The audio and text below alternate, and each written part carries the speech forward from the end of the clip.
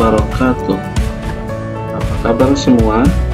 Semoga kita selalu diberikan kesehatan, kemudahan dalam menjalankan aktivitas, dan juga selalu diberikan semangat belajar.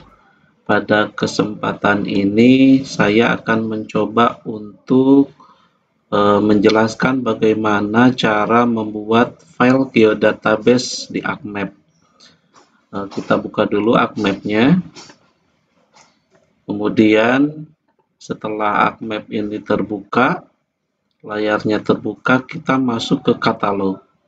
Katalog lokasinya ada di atas di desktop yang berwarna kuning ini, atau ada di sebelah kanan. Nah, kalau katalognya sudah kebuka, kita buat file geodatabase di sini. Misalkan di D ya. Nanti kita akan mencoba merapikan file SHP-nya RBI Kabupaten Pandeglang. Kita rapikan atau kita masukkan ke dalam file geodatabase. Jadi kita pertama buat folder dulu di D, buat folder, klik kanan, kemudian new folder, kasih nama geodatabase.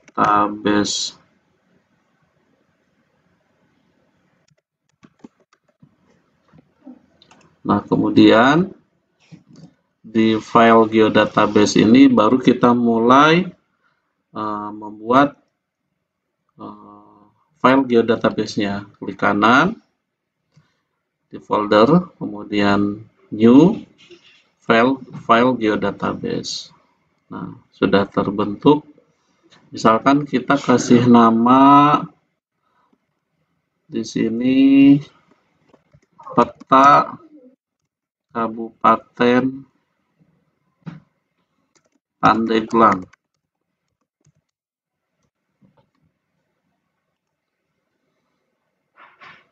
Nanti data-data yang SHP yang ada di file D ini data SHP, kita akan coba pindahkan ke dalam file geodatabase.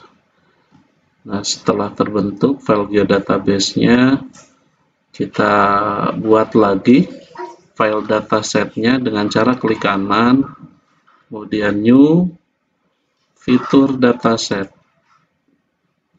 Di sini misalkan kita mau merapikan dulu untuk administrasi, batas administrasi Kabupaten Pandeglang. Kita coba buat di sini fitur datasetnya adalah batas administrasi. Kemudian kita next. Nah, di sini kita boleh pakai sistem koordinat geografis 1984, WGS 1984. Kita juga boleh menggunakan sistem UTM, sistem koordinatnya. Kalau untuk wilayah Banten kan WGS 1984, UTM zona 48. Kita pilih ini yang UTM, kemudian next. Kemudian kita next lagi. Kemudian finish. Di sini sudah terbentuk fitur datasetnya untuk nanti kita buat batas administrasi di Kabupaten Pandeglang. Di sini kalau kita lihat administrasi Kabupaten Pandeglang ada administrasi LN, ini artinya line. Kemudian administrasi desa AR, ini artinya poligon. Nah, yang dua ini akan kita input ke sini, ke dataset batas administrasi. Caranya bagaimana? Kita klik kanan di dataset batas administrasi, kemudian kita import. Kemudian kita pilih fitur kelas. Kalau kita mau mengimportnya satu-satu, tapi kalau mau mengimportnya lebih dari satu, kita pilih multiple. Kita pilih yang single dulu ya. Oke, sudah keluar kotak dialognya. Nah, di sini input featuresnya kita bisa pilih di ini, klik yang warna kuning ini. Dan di sini sudah masuk RBI Kabupaten Pandeglang. Kalau misalkan belum, kita cari di lokasinya ada di mana. Kalau punya saya disimpan di D, kemudian ada RBI Kabupaten Pandeglang, kita coba masukkan yang administrasi lain LN, kemudian kita add. Nah, outputnya kita tulis misalkan batas administrasi lain garis. Nah, kalau yang ini fill mapnya ini data atribut. Kalau kita mau pakai langsung oke aja kalau kita mau gunakan ini data atribut dari batas administrasi ini. Tapi kalau kita tidak menginginkan ini muncul di dataset, kita tinggal pilih kemudian centang close. Tapi untuk kali ini kita pakai saja ya, kita gunakan. Kemudian oke. Sudah muncul.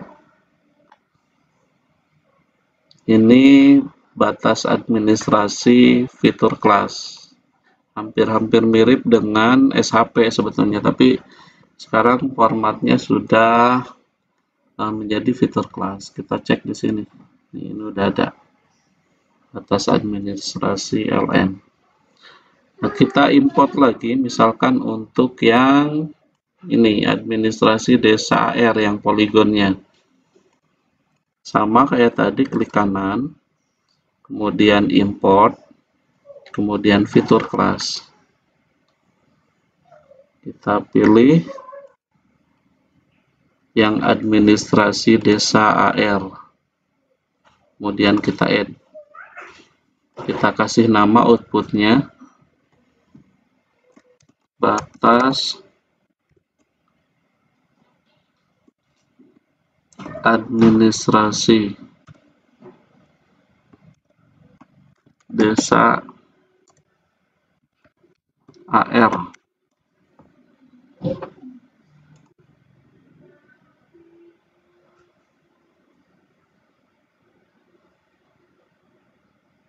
Nah, sudah muncul ya, kita sudah punya dua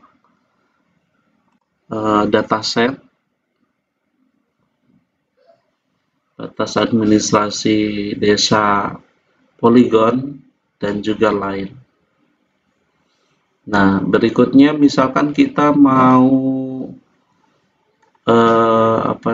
mau buat dataset lagi yang lain, karena kan di sini selain administrasi kita lihat ada agri kebun, agri ladang, agri sawah, gitu ya.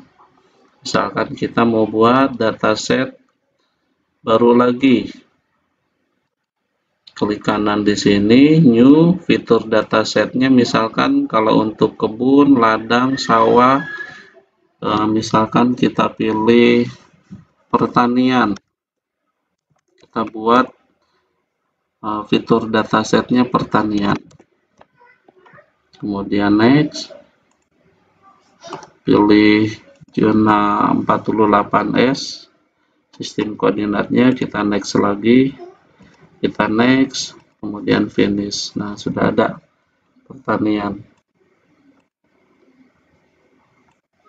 Nah, yang pertanian ini kita coba input yang agri kebun, masukkan ke pertanian dengan cara klik kanan, kemudian import, fitur kelas, kemudian kita pilih agri kebunnya, kemudian add. Di sini misalkan kita mau kasih nama kebun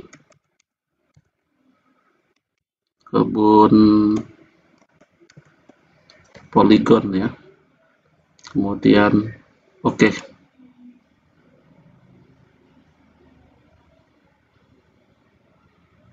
Nah, di sini sudah muncul kebun.